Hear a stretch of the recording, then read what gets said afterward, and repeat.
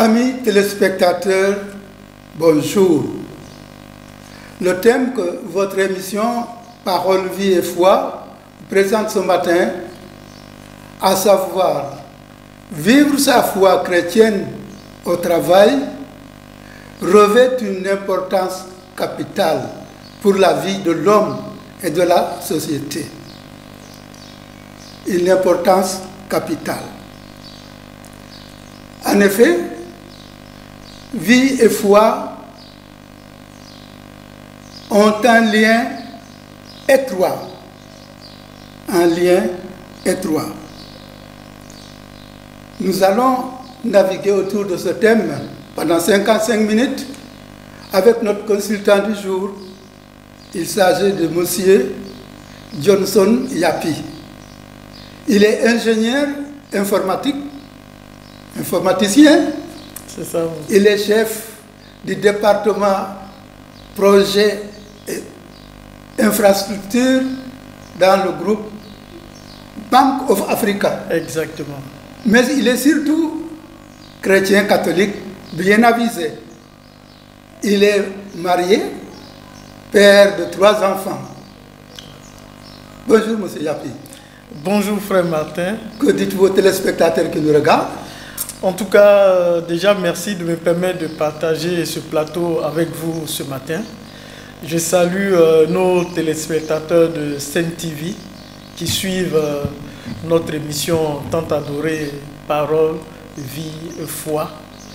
Que Dieu les rejoigne là où ils sont, que sa protection soit leur partage, surtout dans ces moments difficiles de Covid que nous traversons. Continuons de garder nos gestes barrières et je crois que Dieu fera le reste. Dieu fera le reste. Je reviens sur le sujet. Vivre sa foi chrétienne au travail. Oui, frère. Comment définissez-vous en général le travail? Frère Martin, pour définir le mot travail, je vais m'appuyer sur la définition du Petit Larousse illustré de 2015, qui dit que le travail est une activité de l'homme appliquée à la production, à l'entretien de quelque chose, une activité professionnelle, régulière et rémunérée. Donc là, quand on parle de rémunération, on parle de salaire.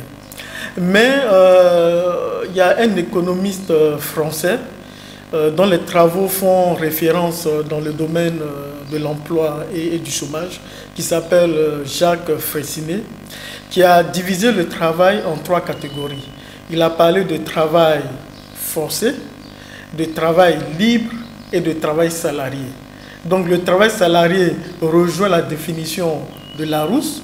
Le travail forcé, évidemment, c'est quelque chose à condamner, à dénoncer. Ce n'est pas notre sujet d'aujourd'hui.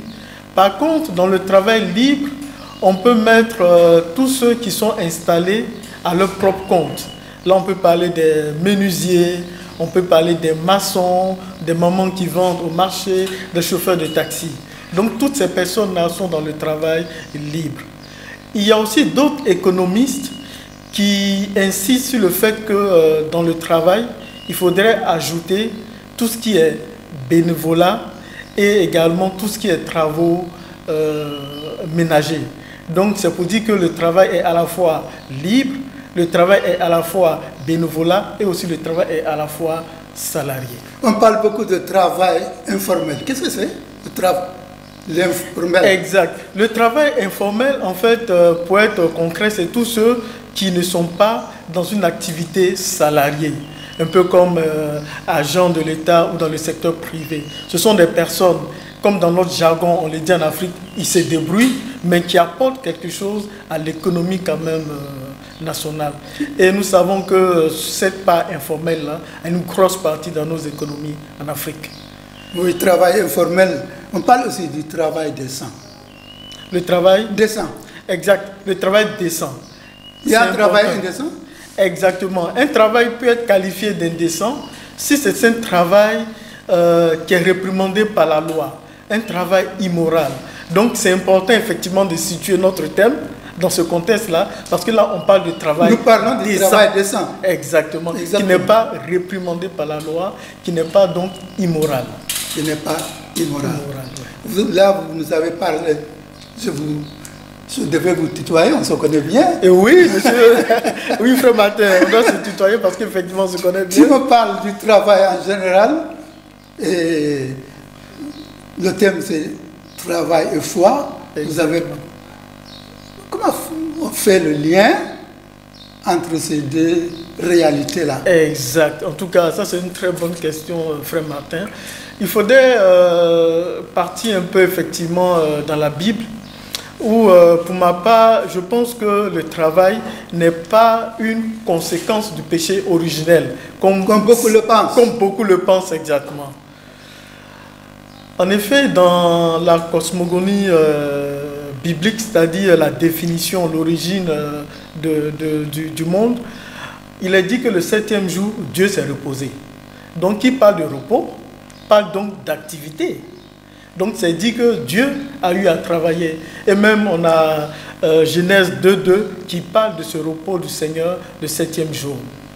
Nous qui sommes créés à l'image de Dieu, donc c'est évident que nous devons œuvrer, que nous devons travailler. Donc le travail est une bonne chose voulue par Dieu. Et même si on se réfère encore à l'écrit biblique, dans Genèse 2.15, il est dit que Dieu a conduit l'homme dans le jardin d'Éden pour qu'il puisse le travailler et le garder. Donc le travail, c'est une bonne chose déjà pour l'homme voulu par Dieu. Effectivement, quel est le lien avec la foi? La foi chrétienne. C'est quoi la foi d'abord?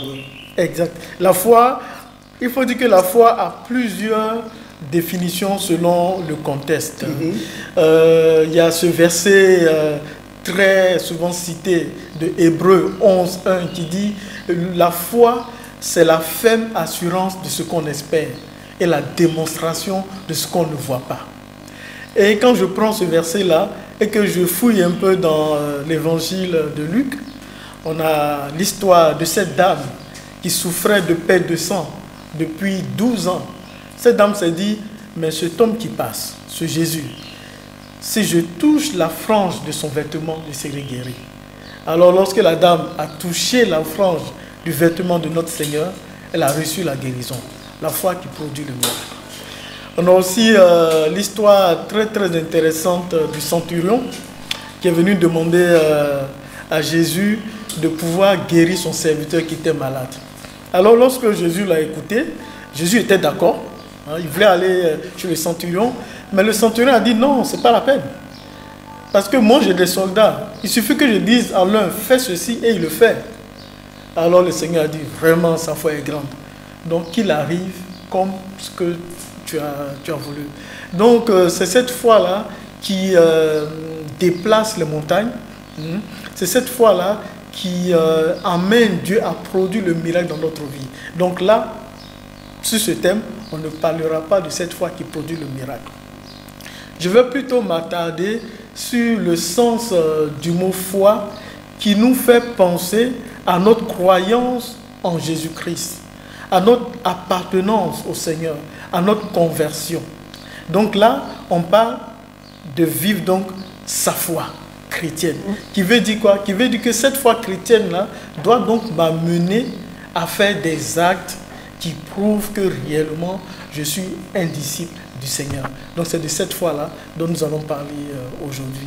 Et c'est un bon thème. Pourquoi? Parce que dans tout ce que nous faisons, quel que soit le type de travail qu'on a, quelle que soit la nature de notre activité, que ce soit une activité libérale, une activité professionnelle, que ce soit une activité de bénévolat, que nous soyons prêtres, que nous soyons religieux, religieuses, que nous soyons engagés dans une activité de bénévolat, que nous soyons responsables d'un groupe de prière, nous sommes donc touchés par ce thème-là, parce que nous sommes appelés à vivre notre foi dans ce que nous faisons. Et si je vous demandais, il y en a qui parlent foi et raison. Quel commentaire? Ah oui. Foi et raison. Foi et raison. En tout cas, ça c'est pour me référer un peu au pape Saint Jean-Paul II. Vraiment, foi et raison, c'est ce qui nous amène, nous les hommes, à pouvoir nous élever, comme le pape le dit. Ce sont les deux ailes donc, qui nous permettent de nous élever. Donc la foi doit effectivement être associée à la raison pour nous aider à comprendre les réalités de ce monde et à vivre comme notre Père le souhaite. Donc ce sont deux choses qui doivent aller de pair. Mais il faut quand même dire que là où la raison s'arrête, la foi prend le relais pour nous permettre de nous transcender. Les deux sont liés. Les deux sont liés. Les deux sont liés. Et le fanatisme religieux. Oui, le fanatisme religieux, effectivement, il faudrait faire très très attention à cela, surtout dans notre temps Quand présent. je dis fanatisme religieux, ça peut être catholique, ça peut être musulman, ça peut être Exact, tout. oui. Bon. Parce qu'effectivement, même chez nous, les catholiques aussi, on a des fanatiques. Hein? Oui. Donc il faudrait faire très très attention au fanatisme religieux parce que cela peut nous couper de notre réalité. Voilà. Il faudrait dire que les textes, par exemple, bibliques, si je me mets dans le domaine chrétien, s'inscrivent dans un contexte, dans une époque. Donc il faudrait aussi faire une lecture avisée de ces textes-là et ne pas tomber dans le fanatisme. Évidemment aussi pour les autres religions, il faudrait faire très très attention. N'oublions pas que toutes les religions mettent l'homme au centre. Donc si nous nous détournons de l'homme qui est au centre de la religion, alors on peut se dire que nous sommes fanatiques. Et là, nous devons lutter contre le fanatisme religieux. Je me rappelle un peu du temps du Seigneur Jésus qui parlait des pharisiens, qui étaient dans une sorte de fanatisme, qui avaient vraiment oublié le sens ou l'essence même de la religion juive. Donc il faudrait faire aussi très attention à cela, surtout pour nos jeunes qui veulent s'engager sur le chemin de la religion. Et le fanatisme religieux, comme vous venez de le dire, tue même la réflexion, tue même l'engagement. Il y en a qui vont jusqu'à dire non, c'est Dieu qui l'a voulu, c'est comme ça. Exact, oui. On croise les bras. On croise les Par bras. exemple, la pandémie, là, le fameux coronavirus, là, c'est Dieu qui a fait ça. Oui, ouais, c'est ça. Effectivement, il y a certaines... lorsqu'on regarde un peu sur les réseaux sociaux, il y a certains qui disent que oui, c'est la volonté de Dieu, mais attends, mais Dieu, il ne veut pas la mort du pécheur, mais que le pécheur se convertisse. Il nous a donné l'intelligence. Exact, pour pouvoir analyser et vraiment nous détourner de ce fanatisme. Et surtout, montrer l'exemple à nos enfants, à ceux qui veulent s'engager. Donc, il faut faire très, très, très attention. Et surtout, être aussi toujours guidé par vraiment des hommes avertis des Écritures, que ce soit les Écritures chrétiennes ou les Écritures d'autres religions. Nous venons de parler de vivre sa foi. Nous avons défini un peu le travail et la foi. Oui. Vivre sa foi dans son travail. Ok. Vivre sa foi dans son travail. En tout cas, c'est essentiel. Et là, on parle de foi chrétienne. Je voudrais juste revenir sur le fait que le travail est, comme on a dit, une activité de l'homme qui produit donc quelque chose qui est soit rémunéré, qui est soit du bénévolat, qui est soit libre, voilà, et qui est voulu par Dieu. Donc, pour répondre à la question, frère Martin, il faudrait dire que nous soyons chrétiens ou pas, nous devons avoir une conscience professionnelle.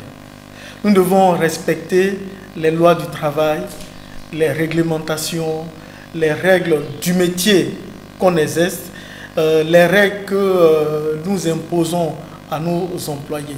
Donc ça, que nous soyons chrétiens ou pas, nous devons faire cela. Mais le fait que nous soyons chrétiens apporte une autre saveur, une touche spéciale. Un peu comme on peut le dire dans Matthieu 5, on dit « Vous êtes le sel et la lumière du monde ». Donc parce que nous sommes sel, le chrétien apporte quelque chose de spécial dans le travail qu'il fait. Donc le travail, le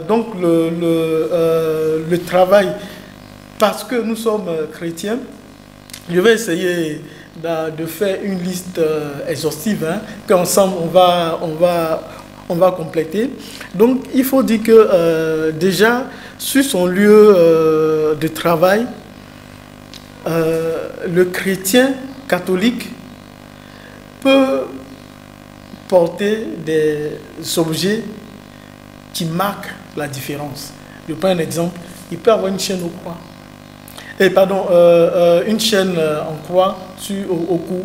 Il peut avoir un petit dizainier, la Bible sur son bureau, une icône. Donc ce sont des petits signes extérieurs déjà qui montrent que nous sommes chrétiens sur notre lieu de travail. Il y a même certains qui mettent une sonnerie sur leur téléphone. Je m'en vais donner le témoignage d'un frère chrétien que j'ai rencontré à la DIC. J'avais quelques soucis. À la DIC. La DIC, c'est quoi? La DIC, c'est la division d'investigation. Qu'est-ce que vous faisiez là-bas? J'avais quelques soucis avec un individu qui m'a arnaqué. Donc là, je suis allé porter plainte et je suis tombé sur ce frère-là. Bon, au début, je ne savais pas que c'était un chrétien, je suis tombé sur ce frère. Donc, il a pris mon dossier et tout ça. Donc, lorsque je l'appelais pour avoir l'état d'avancement du dossier, il avait une sonnerie qui disait « Il y a de l'espoir pour toi. Jésus a la solution. Il y a de l'espoir pour toi. » Donc déjà, moi, qui ai un souci à régler, quand j'entends ça, déjà, je dis « Ah, il y a une solution. » Et ensuite, la sonnerie marque que c'est un frère chrétien qui est en train de gérer mon dossier. Donc ce sont ces petits signes-là que nous pouvons donc porter sur nous. Mais évidemment, il faut faire attention. Il ne s'agit pas de porter une grosse croix comme au temps de Jésus, les pharisiens se promènent avec une grosse Bible, alors que sur le lieu du travail, on doit travailler. Et puis évidemment, c'est si les règlements de l'entreprise le permettent. Exactement, si les règlements le permettent. Donc ça, c'est déjà un petit point. Un deuxième point, attitude qu'il faut avoir au bureau, ou là où nous sommes, parce que nous sommes chrétiens, il faut que le chrétien catholique sur son lieu de travail respecte la hiérarchie. Ça, c'est vraiment quelque chose d'important. Il faut qu'il respecte le règlement intérieur de l'entreprise.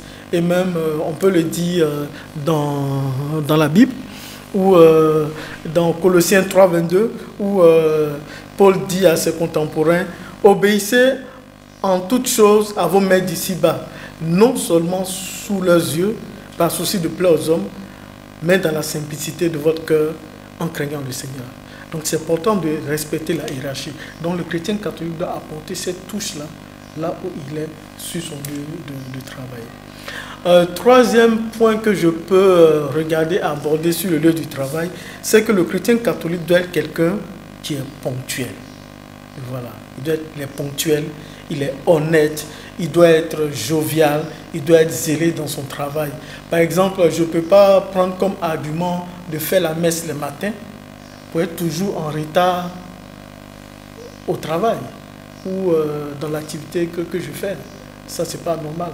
Ça ne donne pas de témoignage, en tout cas du chrétien. Il faut donc harmoniser son emploi du temps, surtout qu'il y a plusieurs heures de messe, pour donc être ponctuel. Et ce sont ces petits aspects-là qui peuvent vraiment faire la différence, comme j'ai dit, parce que nous sommes chrétiens. Le chrétien, dans son travail, sur son lieu de travail, doit être quelqu'un également de très humble. Comme on le dit, l'humilité précède la gloire. Humble ne veut pas dire faible. Humble ne veut pas dire se laisser écraser. Mais humble veut dire, en tout cas, s'affirmer tel qu'on est et faire les choses simplement. Donc le chrétien aussi, catholique sur son lieu de travail, doit vraiment pouvoir faire ce marquage-là pour avoir cette différence-là. Voilà. Donc voici en tout cas quelques réflexions pêle-mêle du chrétien sur son lieu de travail. Il y a aussi un point quand même très très important, c'est le vocabulaire que nous avons. Souvent, on a des frères qui choquent par leur vocabulaire, alors qu'ils sont chrétiens, des mots grossiers, ce genre de choses-là. Donc le chrétien doit vraiment faire la différence. Il ne faudrait pas que peut-être le milieu dans lequel nous sommes puisse vraiment puisse affecter notre manière de parler, les mots que nous utilisons. Donc, comme on le dit, hein, on prend notre bouche pour bénir le Seigneur. Il ne faudrait pas qu'on prenne ces mêmes bouches-là pour dire toutes sortes de grossièretés. Donc, sur son lieu de travail, il doit vraiment marquer la différence par rapport à ça. Il y a le fait aussi qu'on a souvent une activité qui nous donne d'être en front office, c'est-à-dire qui nous donne d'être devant des clients. Donc, par le langage, on peut apaiser déjà le client qui arrive. Par le langage, on peut déjà essayer de régler son problème. Donc, c'est vraiment quelque chose d'important. Et à côté de cela, j'ajoute également le code vestimentaire. Là, comme on le dit, c'est quelque chose d'important. Ah bon? Voilà, oui. Parce que le chrétien, il doit être propre dans son travail. Et là, j'ai un frère qui m'a donné le témoignage de quelqu'un qui connaissait, qui avait des difficultés. Qui n'avait pas de travail, qui avait des difficultés à joindre les deux bouts.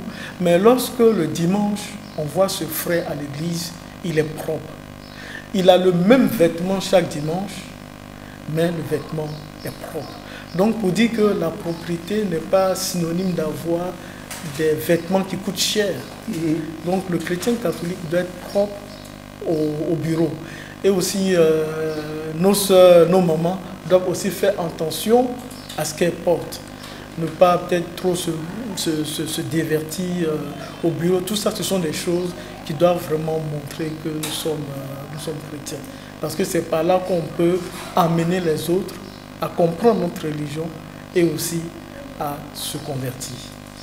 Voilà. Même dans le lieu de travail, tu disais tout à l'heure, quand humble ne veut pas dire faible. Oui. La question qui me brûle les lèvres, c'est le chrétien catholique doit-il s'engager syndicalement parlant? Oui, le chrétien catholique doit s'engager syndicalement parlant. Pourquoi? Parce que le chrétien catholique, c'est quelqu'un qui doit lutter contre l'injustice. Mais la question c'est, est-ce que tous les thèmes ou tous les sujets sont nécessaires ou importants pour qu'il puisse s'engager? Donc c'est ça. Donc le chrétien catholique, avec la lumière qu'il a, venant donc des Écritures et de sa pratique de foi, doit vraiment choisir des sujets importants, des sujets justes pour lesquels il doit s'engager et il doit vraiment lutter pour ça. Parce que là, on parle souvent de justice et de paix, le mouvement. Donc c'est vraiment quelque chose d'important. Le chrétien catholique doit s'engager, mais il doit avoir un engagement éclairé, comme notre Seigneur. Un engagement éclairé, véridique. Nous parlons de lieu de travail, nous sommes en période de pandémie. Il y en a qui ne sont pas au bureau, oui, qui travaillent. On appelle ça le travail. Le télétravail. Alors, qu'est-ce que c'est? Ouais, en tout cas, c'est vraiment le mot à la mode ces temps-ci. Lorsque même on va sur les sites de recherche, qu'on saisit télé, on complète en même temps travail. Donc, le télétravail, en fait, c'est le fait de ramener ce que on fait au bureau à la maison ou dans un endroit propice pour donc exercer notre activité.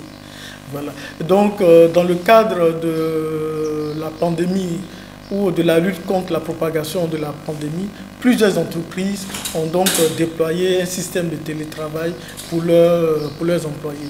Donc, moi-même, je suis à la maison en télétravail et pour ça, il y a des outils qu'on utilise pour pouvoir donc continuer l'activité à la maison. La touche que le chrétien doit apporter, c'est vrai qu'il est à la maison, mais il doit être juste, il ne doit pas tricher. Ce n'est pas parce qu'on est à la maison qu'on ne doit pas travailler. Ce n'est pas parce qu'on est à la maison qu'on va essayer de tricher. Donc il faudrait vraiment être au but, être en tout cas devant son ordinateur, comme si on était au bureau aux heures indiquées dans l'entreprise. C'est ça le télétravail. Voilà. Nous sommes au mois de mai. Le 1er mai, nous avons célébré oui, la fête du travail, mais vu la pandémie, on l'a célébré autrement. Qui parle de la fête du travail parle des droits et devoirs. Quel commentaire par rapport aux droits et devoirs? Oui. En tout cas, c'est vrai que le 1er mai, la fête du travail, c'est l'occasion pour plusieurs syndicats de faire un certain nombre de doléances aux employeurs. Globalement, je pourrais dire que le travailleur a droit à un cadre de travail sain. Déjà, par défaut, il faudrait que l'employeur puisse lui offrir ce cadre de travail sain, et aussi que l'employeur, en fonction des bénéfices engendrés par l'entreprise, puisse vraiment faire un partage équitable. Voilà. Parce que je pense aussi que c'est l'occasion aussi de lutter contre l'injustice, entre employeurs et employés. Donc là, c'est le droit. Maintenant, en ce qui concerne les devoirs, le travailleur, lorsqu'il est engagé pour une cause, il doit vraiment faire son travail honnêtement. À l'image de Saint-Joseph, faire son travail honnêtement. Comme on le dit dans le jargon du travail, faire ce pourquoi on est payé et bien le faire. Faire ce pourquoi on est payé et bien le faire. Nous allons marquer une petite pause. Nous reviendrons sur le plateau pour rentrer dans vivre son travail. Oui, concrètement. C'est aussi important. Voilà. Merci Frère Martin. Merci. La régie.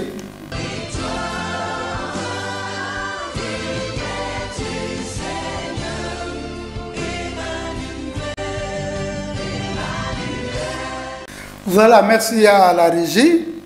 Nous revenons sur le plateau avec notre consultant du jour, Johnson Yapi. Johnson oui. Yapi. Oui, Frère Martin. En tout cas, c'est un sujet intéressant que nous débattons là. Et j'espère que les points abordés, en tout cas, touchent nos téléspectateurs. Oui, et nos réalités. Et nos réalités. Que nous vivons concrètement. Concrètement en Afrique. Voilà. Vivre sa foi dans son travail. Vivre la foi dans son travail, là, je vais penser à la productivité. Voilà, parce que comme on le dit dans la définition du travail, hein, on fait quelque chose pour produire donc quelque chose. Donc déjà, première chose, il faudrait dire que le chrétien doit avoir une conscience professionnelle, être passionné vraiment par le métier qu'il fait. Voilà. Avoir la conscience professionnelle, c'est quoi? C'est le fait de faire son travail sans qu'on ne soit obligé d'avoir un surveillant derrière soi. Et c'est ça qui doit aussi vraiment marquer cette différence-là dans le travail que nous faisons en tant que chrétiens catholiques. Et là, par exemple, on a Colossiens 3, 23 qui dit « Quel que soit votre travail, faites-le de bon cœur, comme pour le Seigneur et non pour plaire aux hommes. » Donc c'est vraiment ce qui doit animer le chrétien catholique. Conscience professionnelle, être passionné dans son travail, avoir à cœur de bien faire son travail, quelle que soit l'activité qu'on a, que nous soyons employeurs, employés, bénévolats, prêtres, religieux, religieuses, vendeuses au marché, chauffeurs de taxi, on doit vraiment bien faire son travail.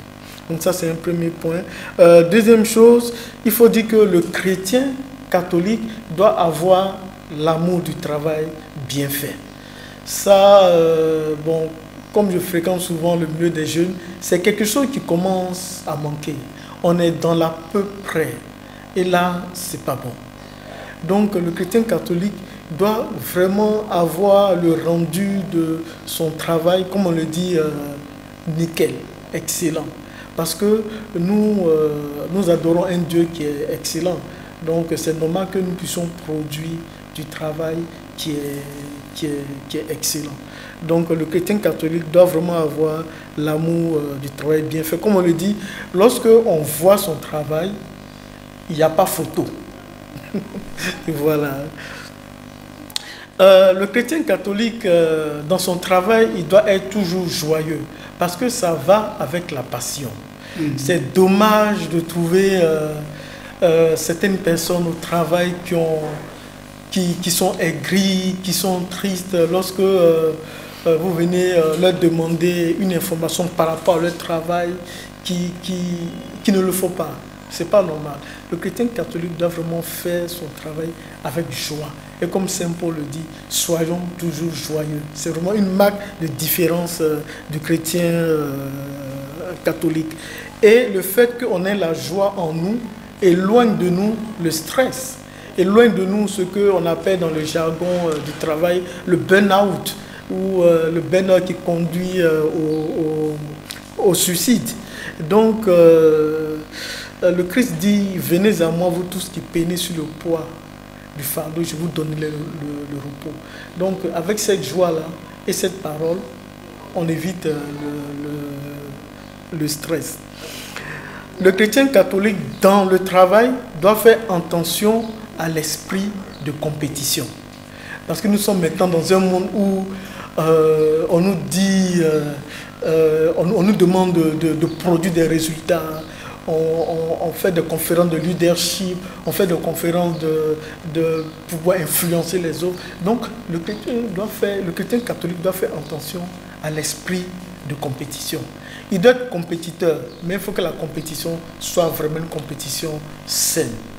Et donc, il doit être ambitieux, voilà, ambitieux, mais faire attention à l'esprit de compétition.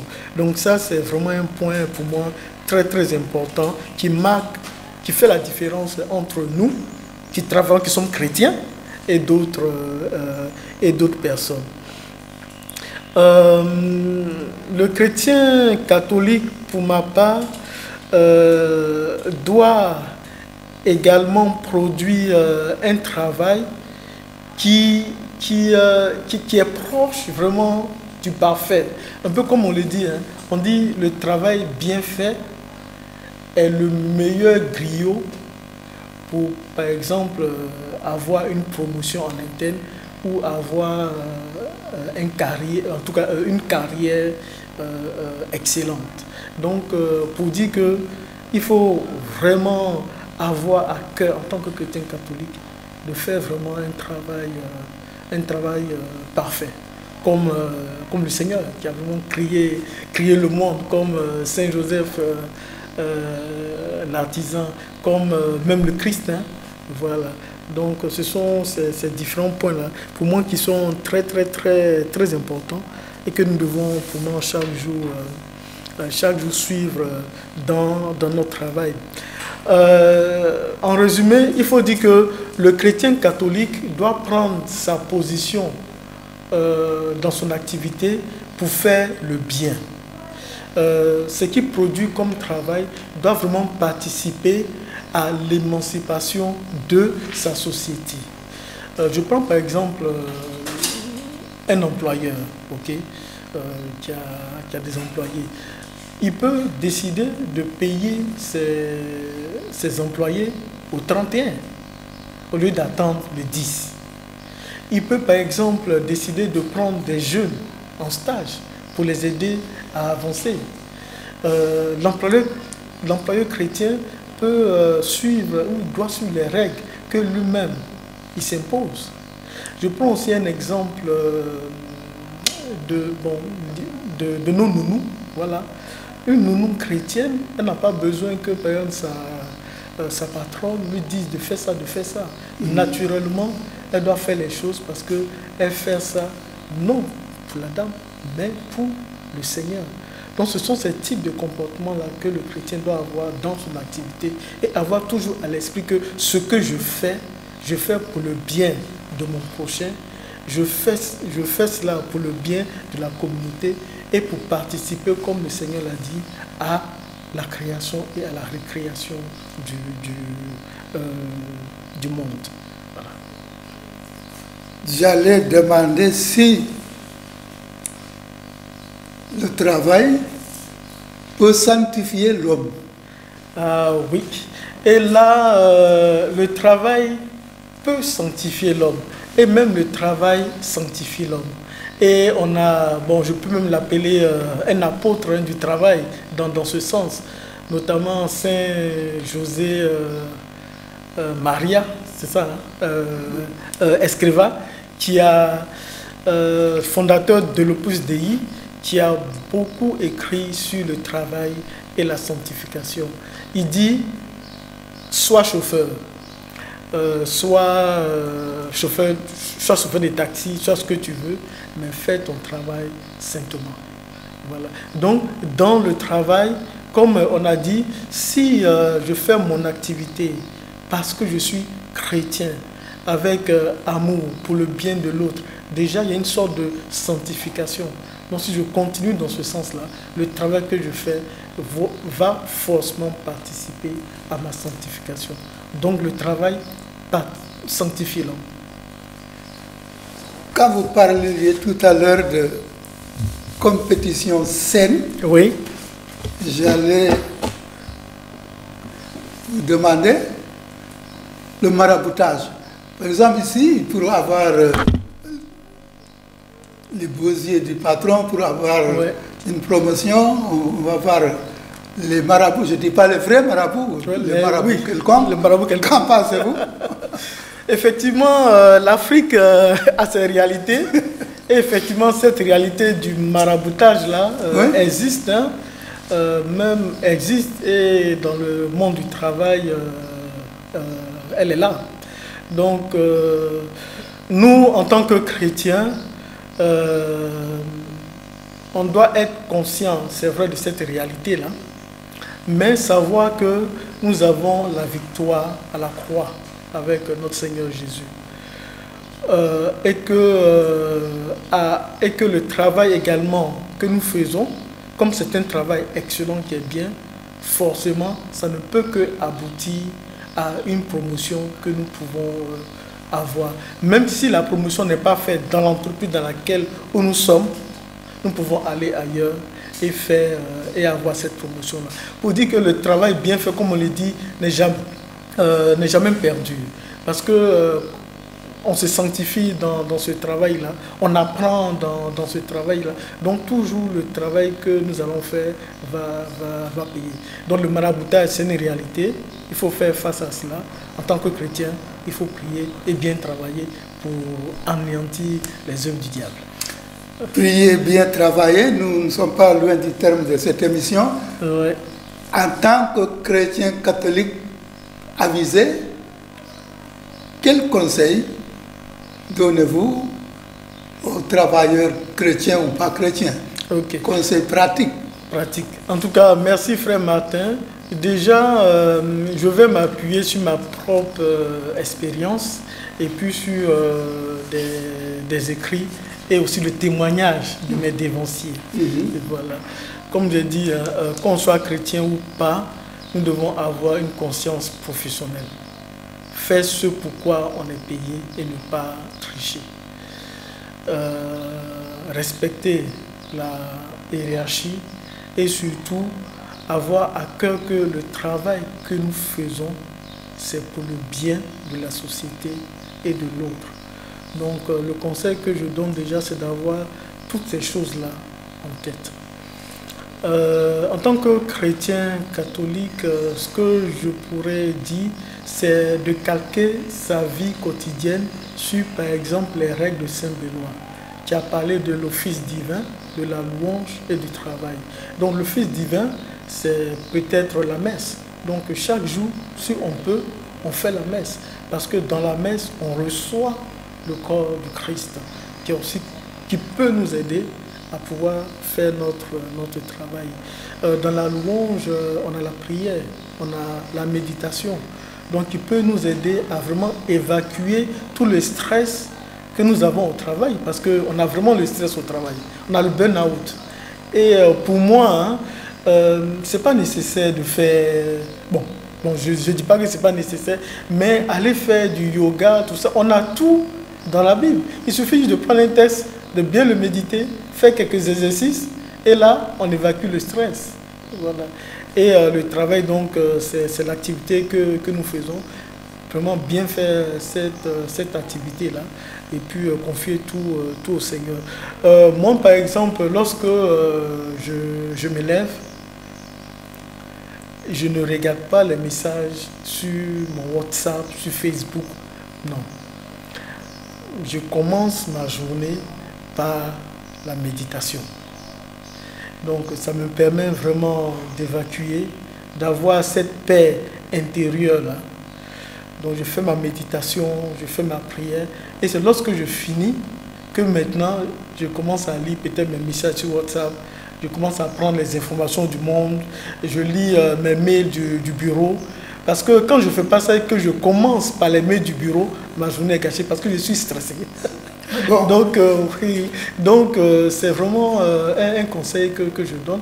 Et ceux qui ont... Et je me suis rendu compte que je n'étais pas le seul à faire ça. J'ai vu qu'il y a beaucoup qui commençaient leur journée par vraiment une méditation qui leur permettait vraiment d'engager sereinement leur journée. Deuxième conseil, c'est de ne pas oublier ce pourquoi ou pour qui nous travaillons. Voilà. Le travail ne doit pas être le centre de notre vie. Pour paraphraser Jésus qui utilisait le sabbat, l'homme n'est pas fait pour le travail, mais le travail est fait pour l'homme. Donc, on doit faire attention à ce que le travail ne nous accapare pas. On doit se rendre compte de ce pourquoi on travaille, pour qui on travaille. Au fond, lorsque nous travaillons, c'est pour la famille. C'est pour pouvoir nourrir peut-être la maman, le papa, les enfants. Et c'est vraiment ça qui doit nous encourager à aller travailler. Donc, il faudrait vraiment garder cette hiérarchie en tête pour éviter, comme j'ai dit, le stress. Parce que c'est le stress qui fait vieillir tous les travailleurs. C'est le stress qui leur donne des crises cardiaques. Donc, c'est vraiment ça qu'il faut, qu'il faut éviter. Comme conseil aussi, je peux dire que dans le travail, il faudrait avoir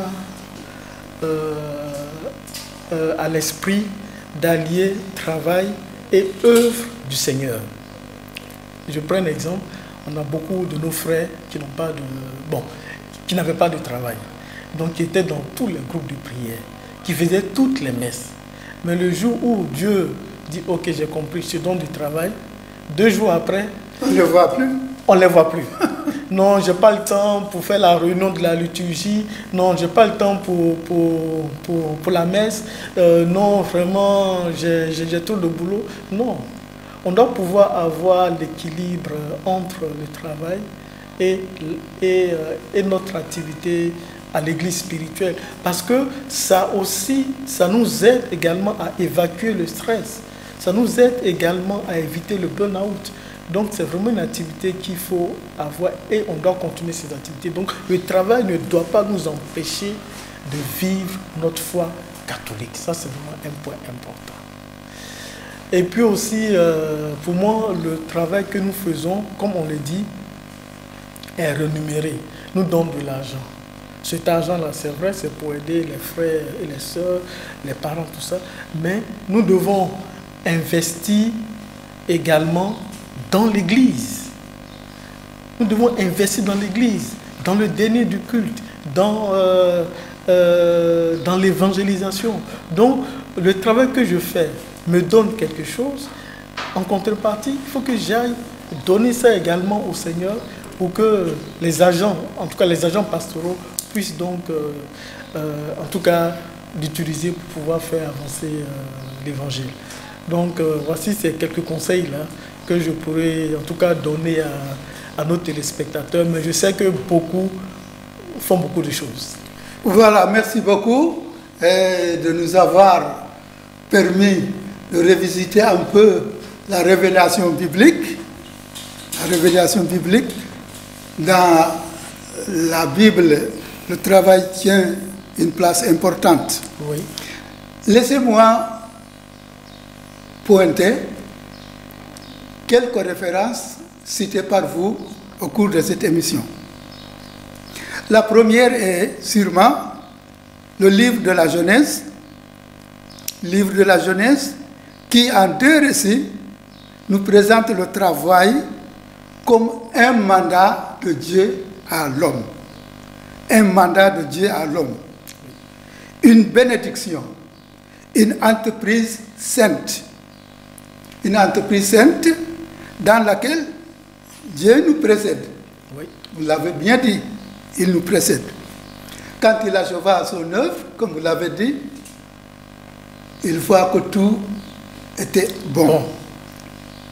Donc, en confiant à l'homme la richesse de cette création, Dieu lui manifeste son amour plein, sa confiance. Le travail est donc une réponse à cet amour de Dieu. Une réponse à cet amour de Dieu. Une participation à l'œuvre créatrice de Dieu. L'homme est non seulement producteur, mais il est créateur. Dans le sens que son activité reflète celle de Dieu, qui a tout fait, qui a créé le monde avec tout ce qu'il contient. En tout cas, grand merci à vous d'être passé à ce plateau Parole, Vie et Foi. Merci à Babacar, Didi, merci. Amis téléspectateurs, merci à vous et prions pour nos frères musulmans qui sont en période de Ramadan, que Dieu les accepte, qu'ils acceptent leur effort. Merci et à la prochaine.